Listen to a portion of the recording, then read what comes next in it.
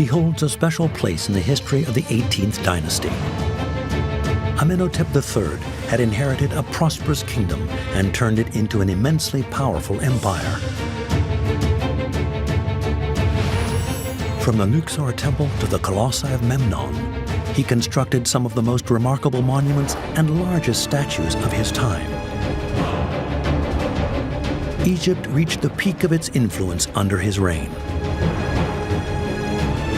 Discover this exceptional pharaoh who deserves to be better known as he was the greatest builder in Egyptian history.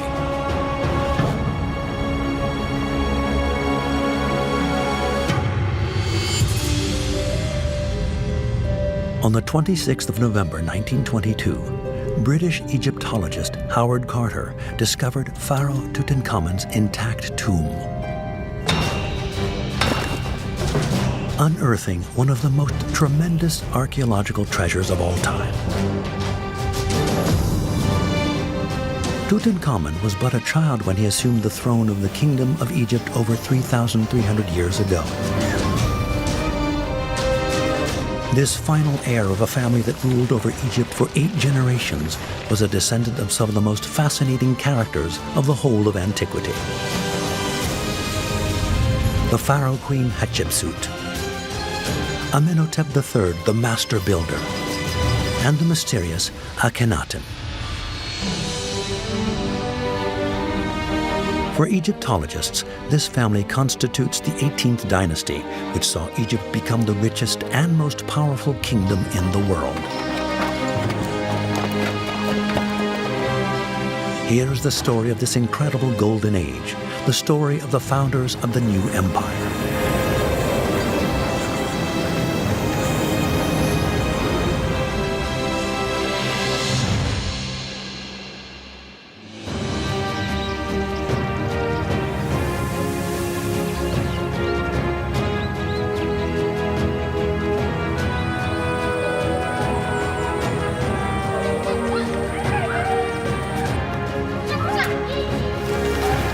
Thebes, 1391 before Common Era.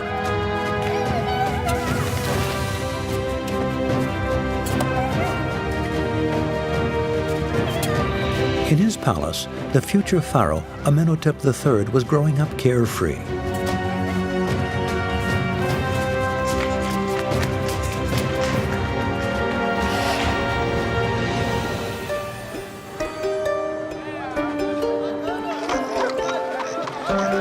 Egypt had regained its power from the time of the pyramids and was experiencing a period of peace and opulence.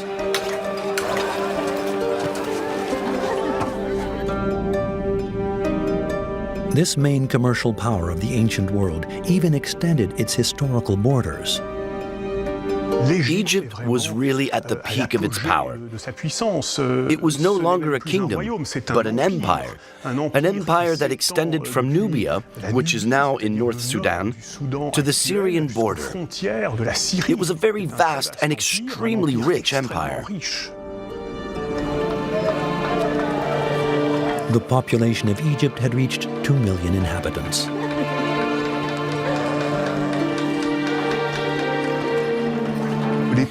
People paid annual tax to the pharaohs. The Nubians especially sent gold and ivory. And populations, the vassal princes from the Near East, sent weapons, slaves, men, women, and livestock.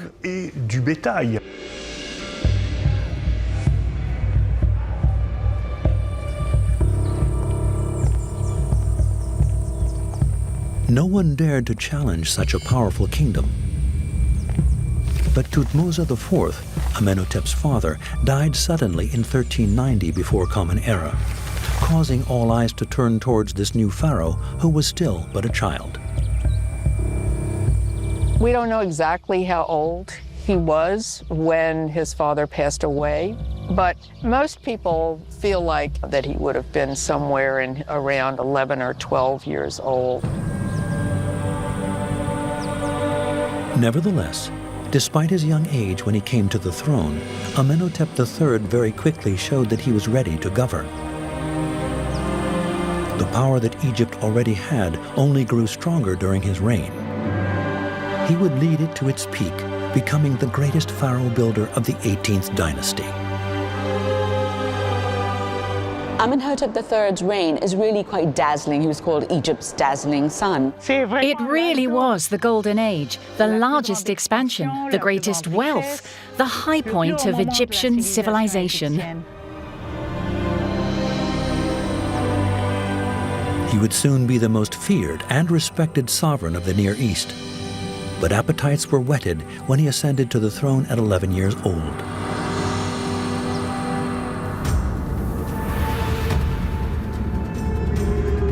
Large kingdoms developed in the region. Babylon to the south of current-day Iraq, Mitanni to the north of the country, and Hatti and Arzawa in Anatolia.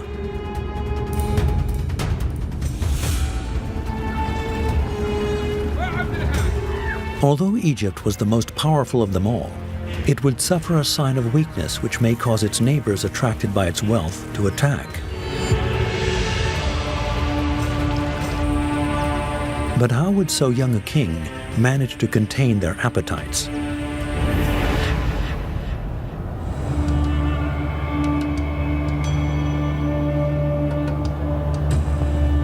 A visit to the Egyptian Museum in Cairo is in order to better understand the exceptional strategy that Amenhotep III developed.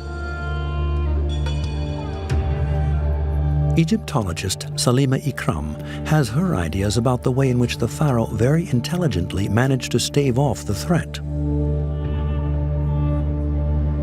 Amenhotep III was a very clever PR person, and one of the things that he used for publicity for himself was commemorative scarabs. These engraved scarabs allowed him to forge the legend of the king and keep the other great sovereigns of the time at bay. When there was something that he wanted people to know about, he would create these scarabs with the text on the back telling us whatever was important. An efficient way to prove his power.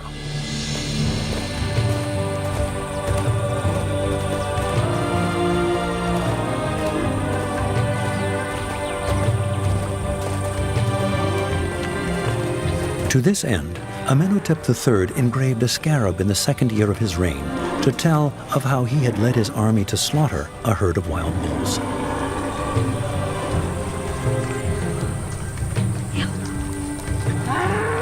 Wild bulls were the symbol of kingship. The king wears a bull's tail. He is called the mighty bull. So they were very significant animals in the iconography of royalty. So Amenhotep III decided that he was going to go and hunt them and vanquish them to show the power of the king, because of course one of the tropes in ancient Egypt was the king must be a great warrior, a great hunter.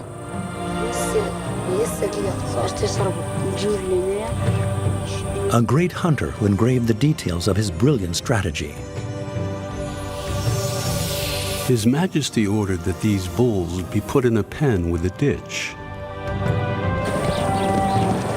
So the first day, Amenhotep III went all by himself, and he managed to kill 56 bulls solo.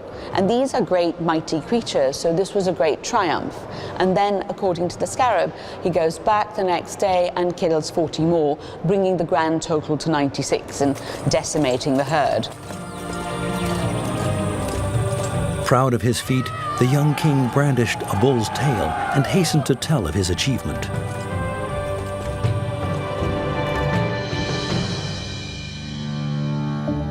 Other kings before him had already used such commemorative scarabs, but never had they been used to such a scale.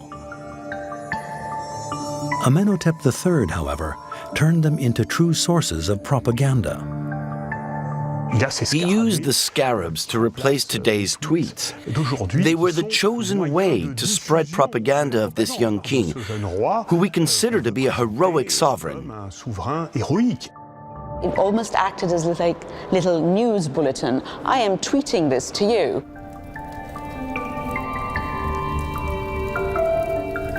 All the scarabs measured under 10 centimeters. The pharaoh's strategy was to ensure that they were easy to transport.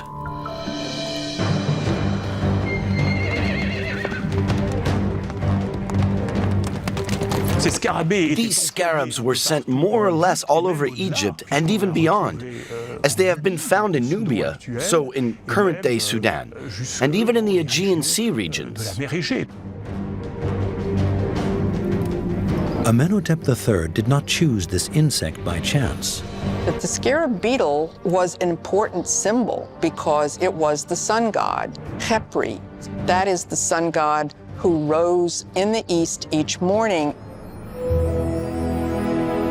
This young, strong star represented the barely adolescent king. It's a baby sun who rises, and that is the message that was coming with this. The pharaoh therefore sent his contemporaries a very strong sign with his bull hunting tail. I might be young and I might be new, but I am strong, I am fierce, I am a great killer, and look at me and tremble. His message was perfectly received, as no kingdoms dared to attack Egypt during his reign.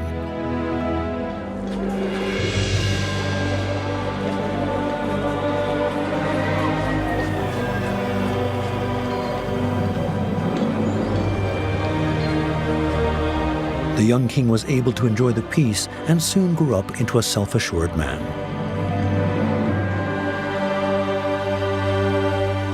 Amenhotep III had many scarabs made to his glory in an attempt to maintain his image both with his contemporaries and over the coming centuries.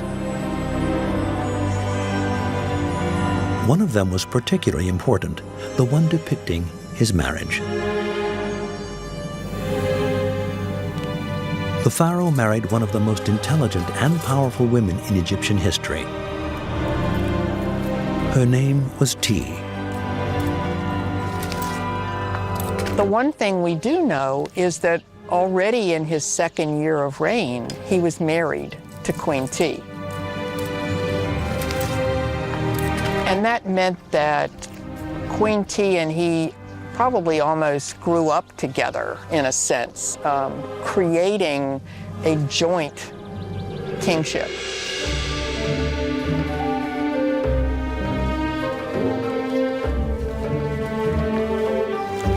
An impressive queen. We have that small little face or sculptural head of Queen Tiye. She looked like a woman of energy and, very strong woman. Tiye was the daughter of two Egyptian nobles, Uya and Tuya. Uya was a very powerful dignitary in the region of Akhmim in Middle Egypt, serving both military and religious functions. His wife, Tuya, was a priestess of Amen. They were a very, very powerful clan that supported the power of the pharaoh.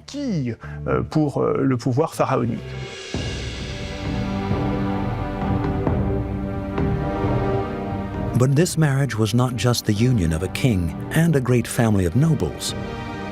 DNA studies carried out on the mummies of Amenhotep III and Tiye's father bring an even closer link to light. When you or I meet our future wife, we should not usually have a genetic link with our new father-in-law. Nevertheless, the pharaoh and his wife's father shared 30% of their genes. That shows an uncle-nephew relation. And what does that mean? We're forced to come to the conclusion that Queen Tiye was, in fact, Queen of Egypt's cousin.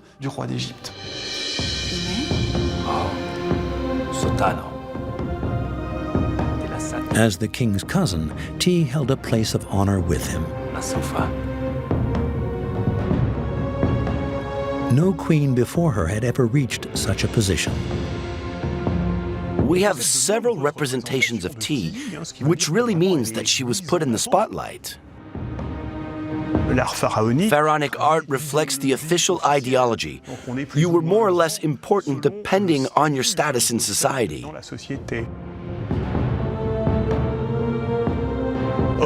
She was sometimes depicted at exactly the same level as the king. From a hierarchical point of view, that is the very equivalent of a pharaoh, which is quite extraordinary.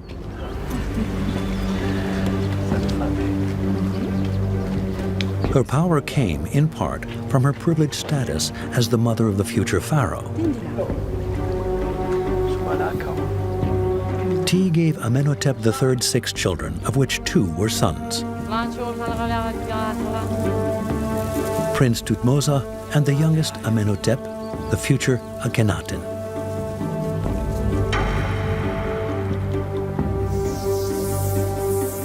But that was not the only reason why she was in the spotlight. Tiye was a wife, an ally, and in all likelihood a counselor for her husband Amenhotep III. We can imagine that she had some knowledge of foreign languages and, in any case, a good knowledge of the geopolitics of the time.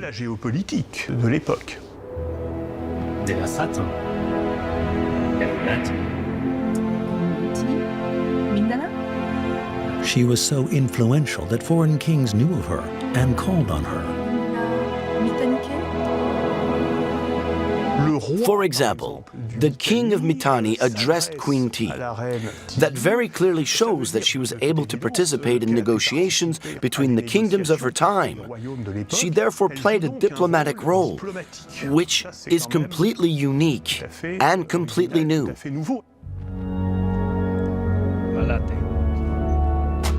Tiye thus played an essential role by Amenhotep III's side. She took part in his political decisions. But how did the couple go about keeping the peace? We have found precious clues about their strategy in a town in the center of Egypt, known now as Amarna. There, Egyptologists have found clay tablets which were used to assist discussions between the sovereigns of the new empire. Now known as the Amarna Letters, these writings enlighten us about the workings of the international relations of the time. If we read the records, we understand that Amenhotep and Tiye used matrimonial politics to secure the empire, which worked very well. In fact, Tiye kept her indisputable position as a great royal wife, but with her support, Amenhotep III multiplied his unions with foreign princesses.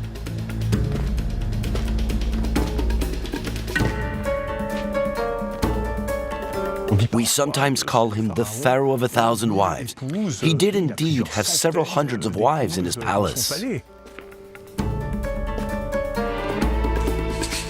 The king combined business and pleasure as he chose his secondary wives.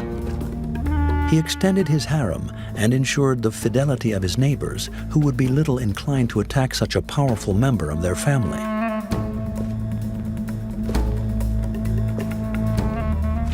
Was a kind of international marriage politics like we had in Europe many centuries.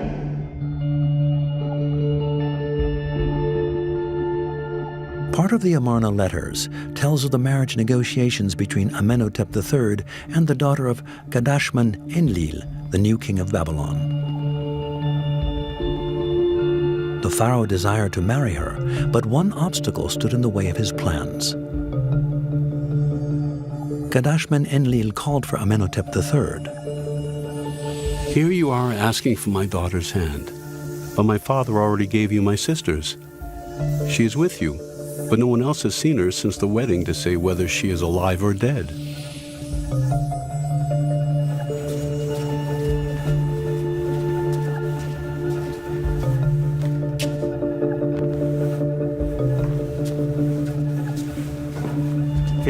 To which Amenhotep replied, "I have been unable to give you news of your sister because the ambassadors that you sent me were but common keepers of livestock and not worthy of my status of pharaoh."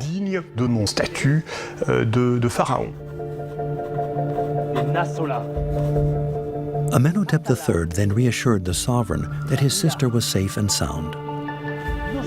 But the story does not end there. It was the turn of the king of Babylon to make a proposition. In exchange for the marriage with his daughter, he desired the hand of one of the Pharaoh's daughters. This time, the refusal was unequivocal. The daughter of a king of Egypt has never been given to anyone since the dawn of time. Kadashman and Enlil replied, "Well, okay, no problem. I completely understand. But in that case, send me any beautiful Egyptian girl, but make her look like your daughter." And the Egyptian king very sternly responds saying, no, Egyptian women do not go abroad.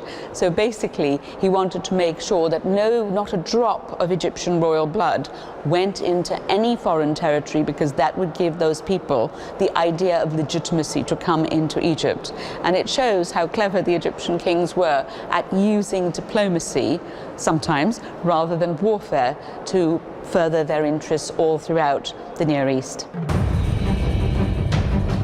Amenhotep III was undeniably the person with the most power. He knew that and imposed his conditions. When you read the Amarna letters from the other great kings of Mitanni or of Babylon, they have to acknowledge that he has more gold than anyone in the world, that he is the richest king. They treat him with incredible deference. Amenhotep III appears without any question as a man who can sit back and let people come to him.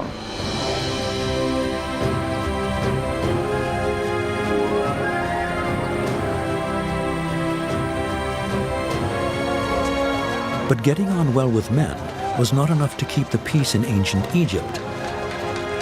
The king must imperatively gain the support of the gods. In order to earn their favor, Amenhotep III erected and renovated temples of colossal dimensions throughout his entire empire, such as this one in Soleb at the southernmost point of his kingdom, now in present-day Sudan.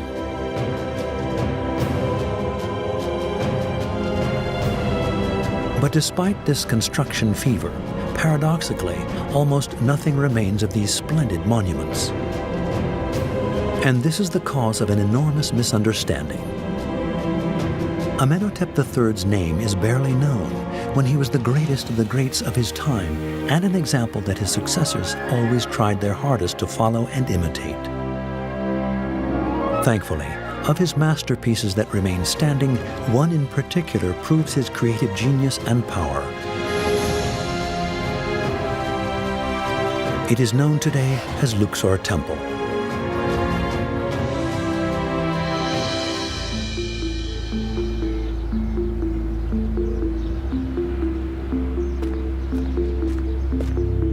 Archaeologist Betsy Bryan has been studying the site for over 40 years.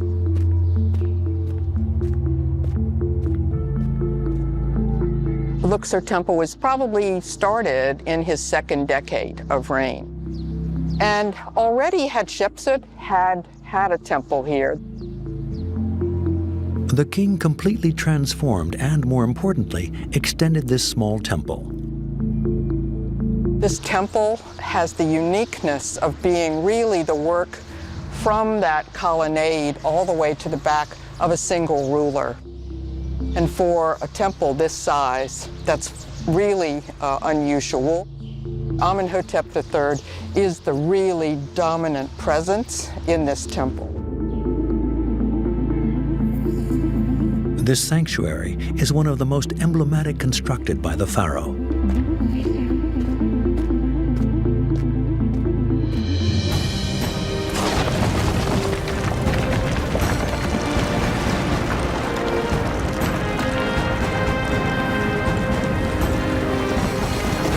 His architects actually designed a new model of temple architecture.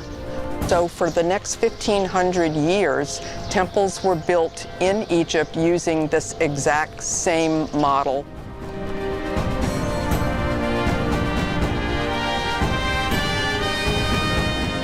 Luxor was located just 3 kilometers from Karnak and was the home of Amun, the main god of Thebes associated with royalty and the sun. Its geographical proximity made it possible to organize large processions between the two sides. It gave people a chance to try to catch a glimpse of the divine statue, see the pharaoh, and celebrate.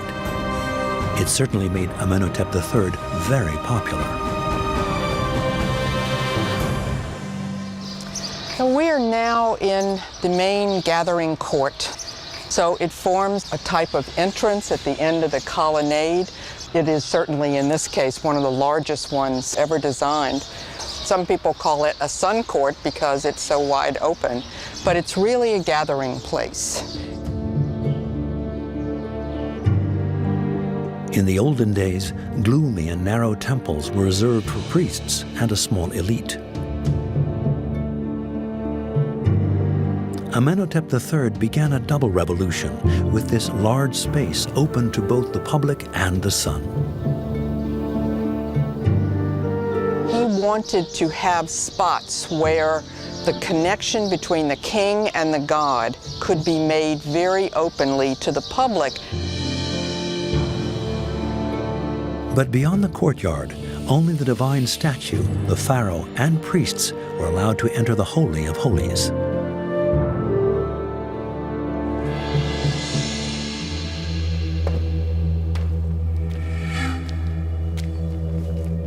The sovereign undertook secret rituals in this hidden area.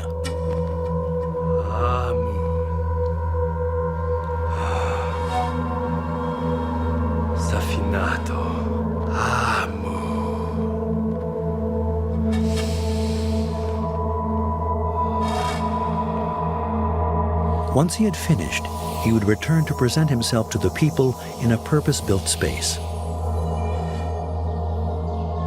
The last room in this temple design is called the Appearance Hall, so that the appearance is that of the god actually coming out of his Holy of Holies, and the king, in this case, also.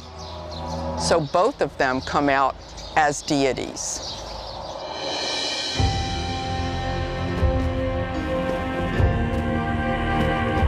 Amenhotep III fervently desired this divine status. But how could he become a god? He took up an idea of his ancestor Hatshepsut, a female pharaoh, to achieve this. She had depicted a scene showing her mother receiving the divine seed of the god Amun on the walls of one of her temples in order to prove her legitimacy. Amenhotep III commissioned an almost identical bas-relief. This scene, which appears to be very innocent, just showing the god Amun next to Queen Mudemwea, is really meant to evoke the act of sexual union. So here, the kings were searching to guarantee that they have divine spirit in them. And there's no better way to guarantee that you have the divine Ka than to be the direct offspring of the god himself.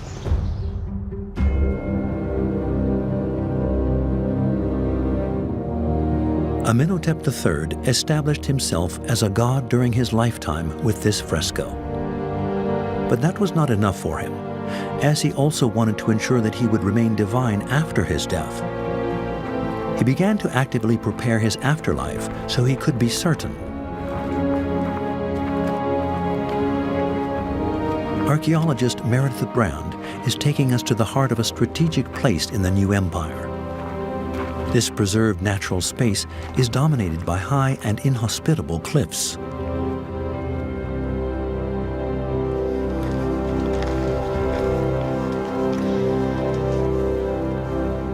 Wow, it's beautiful here. It's quiet and peaceful. It feels really remote and almost sheltered by these big rocks. It's beautiful. We are in the Valley of the Kings. This spot is very isolated. It's surrounded by cliffs on all sides with only one entrance in the front. So it's an ideal place for secrecy and protection. It was a major concern for New Kingdom kings to keep their tombs secure and hidden. Tomb robbery was a real risk for the pharaohs. The most dangerous part was having the mummy desecrated. That was the body of the king, and it was important as a vessel for the soul of the king to enter in order to enjoy the afterlife. So chief among the concerns was preserving the mummy.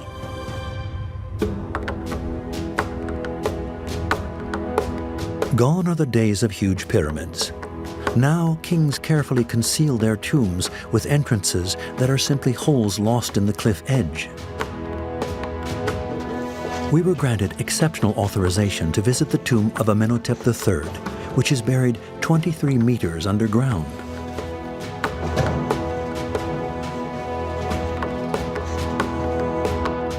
Discovered more than 200 years ago, this unique site is relatively unknown as it is completely closed to the public. Going inside is a rare honor.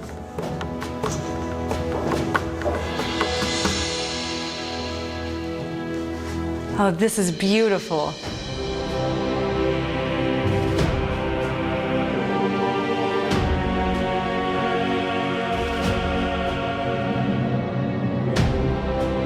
The entire tomb is built as a resurrection machine. This is the beginning part of his tomb, and I can see clearly Amenhotep III shown in a very youthful way. He has this eternal young face, and he's wearing his Nemes headdress and the regalia of kingship.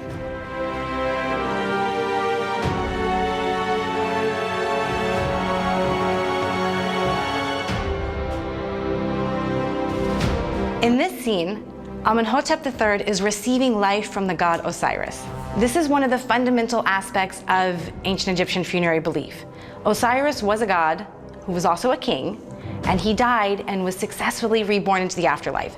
So this became the model for kings, to be like Osiris.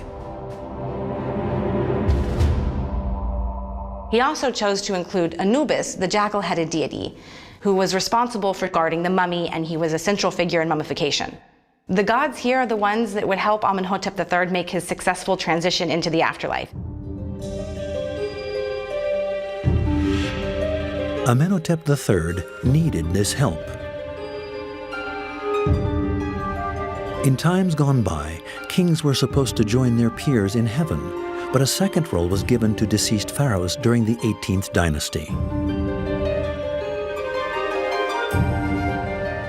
So the king had a secondary role that was joining the sun god Ra on his nightly journey, fighting off all the demons and the enemies to help the sun be reborn in the morning. So on the one hand, the king ascends to the stars, and on the other hand, he descends into the underworld.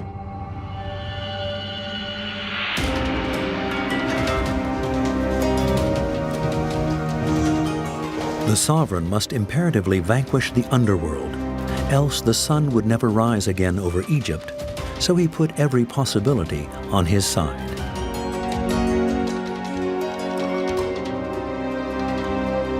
To do that, the king had inscribed on the wall of his tomb a series of instructions and guides. Is the Amduad, and that means what is in the underworld. And this comprises of two things. First is a series of spells that we can see over here. A long list of texts that he would read in order to fight all the chaotic demons in the underworld. But the texts weren't enough. He also included an image behind me. If the pharaoh needed all that, it was because the god Ra had several enemies, 12 in total. He would face one every hour throughout the night. It shows the king going through the journey, and every hour there was a gate, and there was a series of demigods and demons. There's human figures with no heads. There's a whole host of mythical beings that are composite, human and animal, or different animals together. And as ever, Amenhotep III was leaving nothing to chance. What we see here is a successful journey. We see the sun, personified by the scarab beetle, pushing the sun out to be reborn in the morning.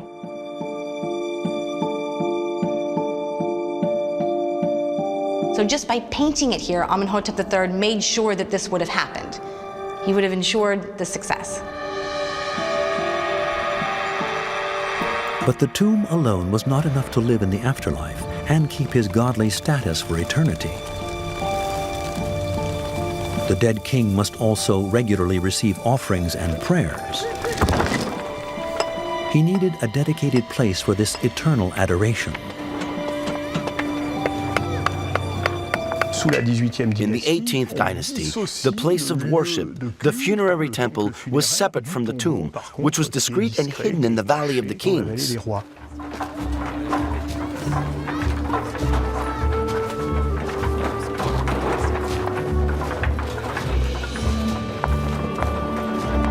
Although the funerary temple was far off, it was intimately connected with the tomb. Accompanied by his head architect, Amenhotep III monitored the work very closely. His eternal life was at stake, after all, so the builder king wanted this essential monument for him to be magnificent.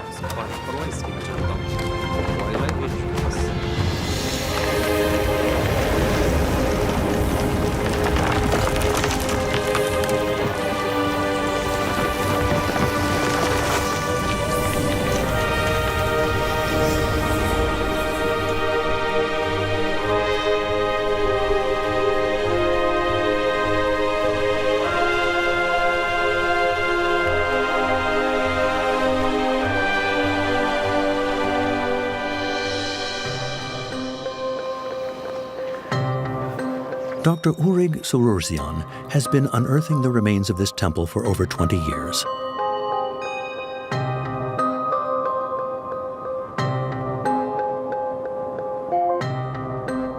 Located in Qom el-Hetan, almost opposite Thebes, this site that was so essential for the deceased pharaoh also served him during his lifetime.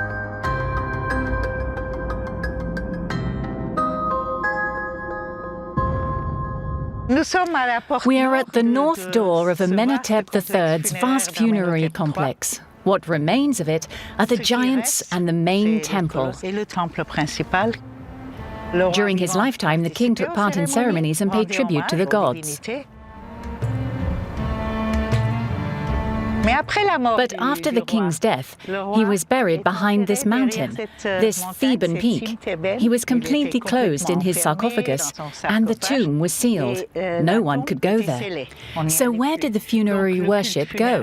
To the funerary temple, that we call the Temple of a Million Years, because Amenhotep III would live forever, for millions of years, if he received offerings. At least, that was what the king hoped. In fact, eternity did not last for nearly as long. Some 150 years after the temple was completed, there was an enormous earthquake.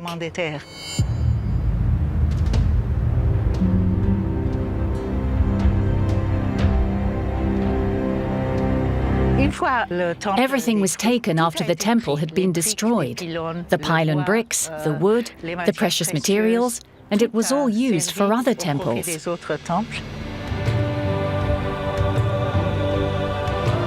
Only two giants remain standing after the earthquake. Now one of the symbols of Egypt, they are called the Colossi of Memnon. But surprisingly, this name is not Egyptian. In the Roman times, visitors heard a certain sound coming out of the stone at dawn. For the Romans, dawn was incarnated by the goddess Eos, mother of Memnon, a Trojan hero.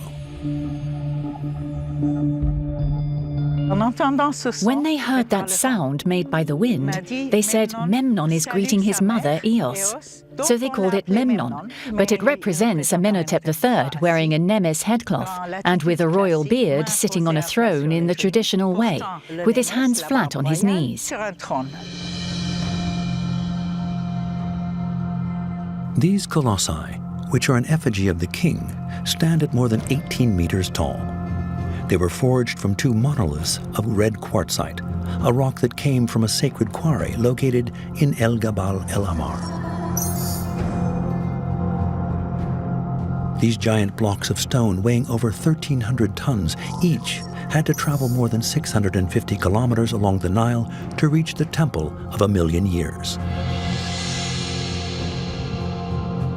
But why did Amenhotep III go to so much trouble to erect these giants? These giants were deities. They acted as intermediaries between man and the gods. You could whisper in the giant's ear to ask for good health, a long life, prosperity and everything. We can't show the god outside because that isn't allowed. It's hidden in a sanctuary. So the king gave his appearance to the gods as a receptacle. But he didn't do it out of pride or to say, I have done better. He did it out of piety.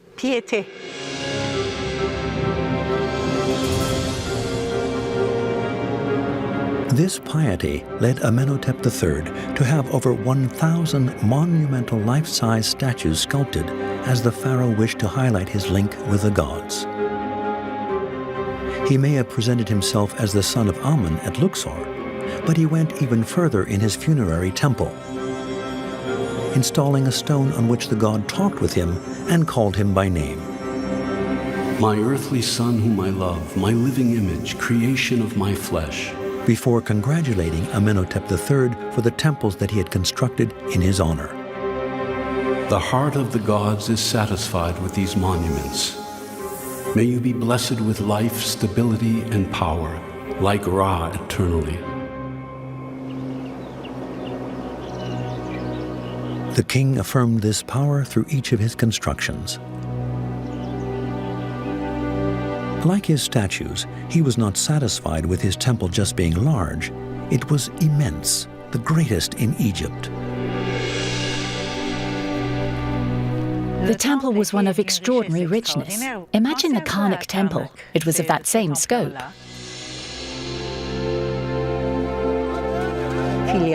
There were administrative buildings and accommodation for the priests. There were gardens, ponds, and workshops somewhere. It was like a city inside a city. It was swarming with people.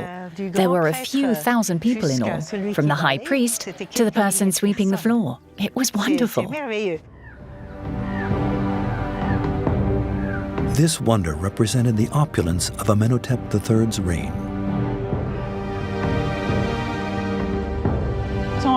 His reign really was the golden age of Egyptian civilization. It was a real high point.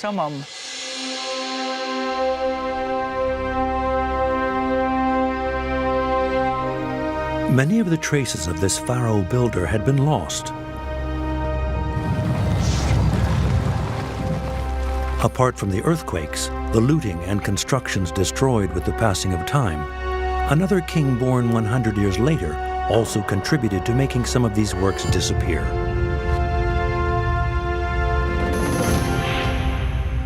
That's largely the fault of Ramses II, who decided that Amenhotep III had left an awful lot of really beautiful things, and so perhaps he could just take them and put his own name on them.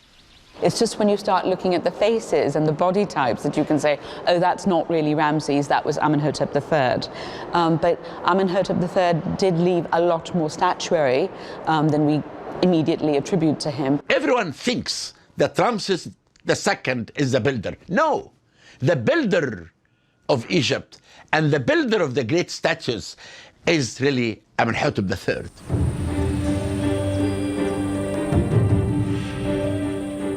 It was thanks to the length of his reign over 30 years that he was able to construct such masterpieces.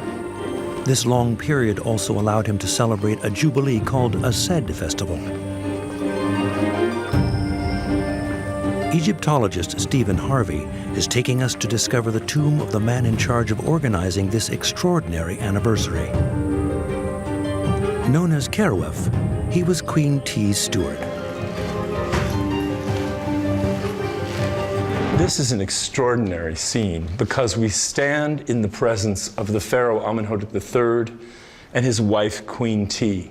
So it's an extraordinary mark of privilege that Carawef would be allowed to represent the king and the queen, and not just their cartouches. And we know that Carawef shows 3 said festivals in this tomb. The Jubilee that celebrates 30 years of rule and is celebrated then periodically thereafter. These exceptional jubilees showed that the pharaoh was still able to govern the country and refreshed his power as they rejuvenated him. This was so essential that he spent lavishly.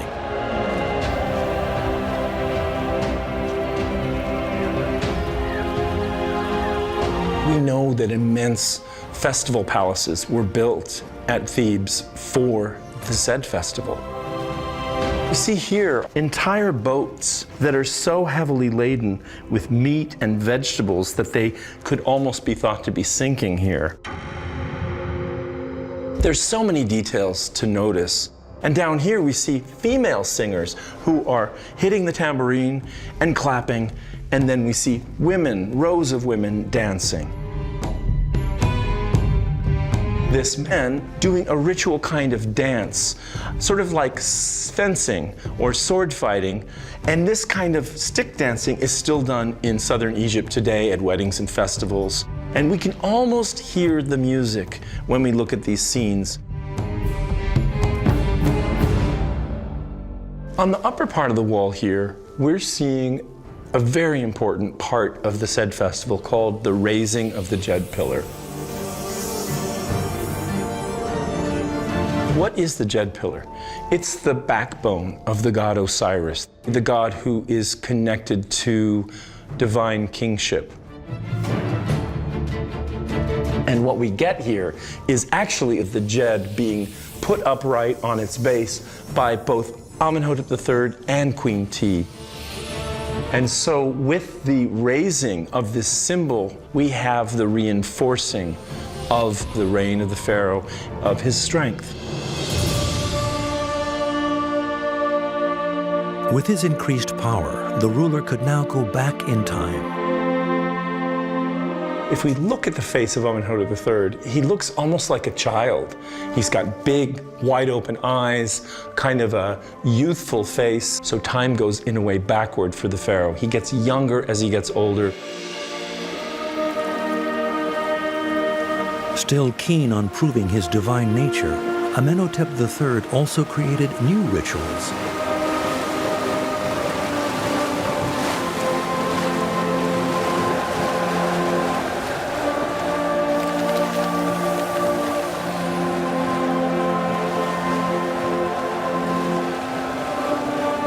He organized this sailing ceremony with Queen Tiye, who stood next to him.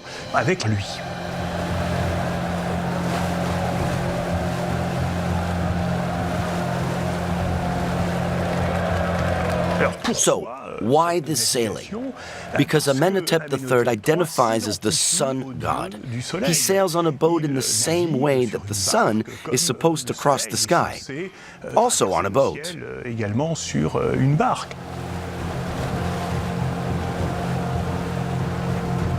In order to ensure that the link with the sun was completely clear to everyone, the royal couple appeared dressed in gold to shine like the star itself.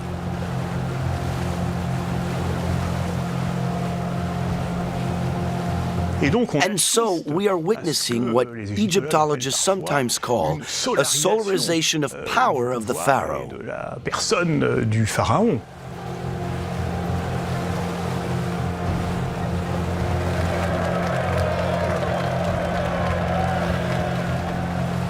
He tried to present himself as a form of the sun god.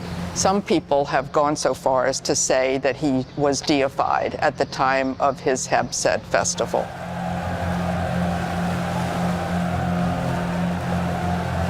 I am not a believer that that was exactly the case, but I certainly think it was his hope and intention. That's what he wanted people to believe.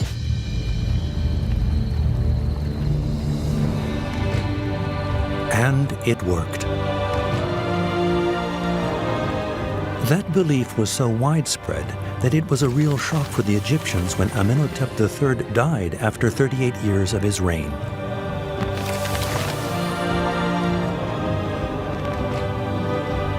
He left a rich and powerful empire to his son.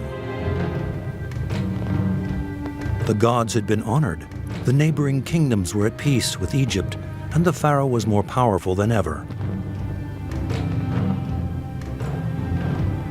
The great of the greatest. He's really one of the greatest kings of his time. But his successor would soon call all that into question. Christened Amenhotep IV, he is now famous by another name, Pharaoh Akhenaten.